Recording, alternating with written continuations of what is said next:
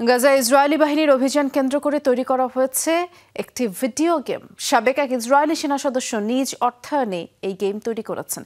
নির্মাতার দাবি, যুদ্ধক্ষেত্রে ইসরায়েলি সেনাদের বাস্তব অভিজ্ঞতার আলোকে এই গেম নির্মাণ করা হয়েছে। তবে গেমটির মাধ্যমে গাজায় ইসরায়েলি আগ্রাসন আর গণহত্যাকে মানবিক দৃষ্টিকোণ দেওয়ার চেষ্টা করা হয়েছে বলে অভিযোগ করেছেন ফিলিস্তিনপন্থী মানবাধিকার কর্মীরা।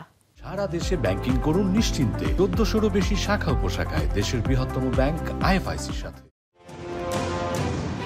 মুহুর্মুহু বোমার বিস্ফোরণ আর চারিদিকে ধ্বংসস্তূপ। তারই মাঝে অস্ত্র হাতে ছুটছে এক সেনা সদস্য, নির্বিচার গুলি করে হত্যা করছে সাধারণ মানুষকে। গাজায় চলমান আগ্রাসনকে মহিমান্বিত করেই তৈরি করা হয়েছে এই ভিডিও গেম।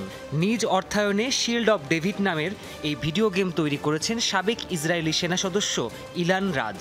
সম্প্রতি রাফিয়া ভ্যালি নামে ভিডিও গেমটির একটি প্রোমো ভিডিও প্রকাশ করা হয়। নির্মাতার দাবি, গাজায় দায়িত্বরত ইসরায়েলি সেনাদের বাস্তব অভিজ্ঞতার আলোকে এই গেম তৈরি করেছেন তিনি।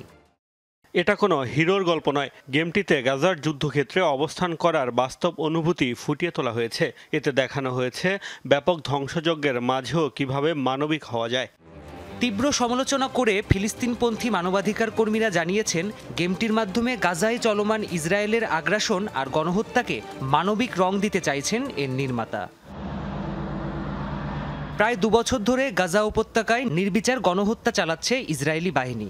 কখনো ত্রাণ কেন্দ্র, আবার কখনো শরণার্থী শিবিরে নিয়মিত ঘটে চলা এসব বর্বরতা নিজেরাই ক্যামেরায় ধারণ করেছে আইডিএফ সদস্যরা। প্রকাশিত আল জাজিরার প্রতিবেদনে বলা হয়, বাস্তব সেসব নৃশংসতায় ভিডিও গেমে ফুটিয়ে তুলেছেন গেমটির নির্মাতা, যা তৈরির পর বিনামূল্যে গাজায় অভিযান পরিচালনাকারী সাবেক ইসরায়েলি সেনাদের প্রদান করবেন ইলান। প্রাণপ্রতিম কুণ্ডু, যমুনা নিউজ।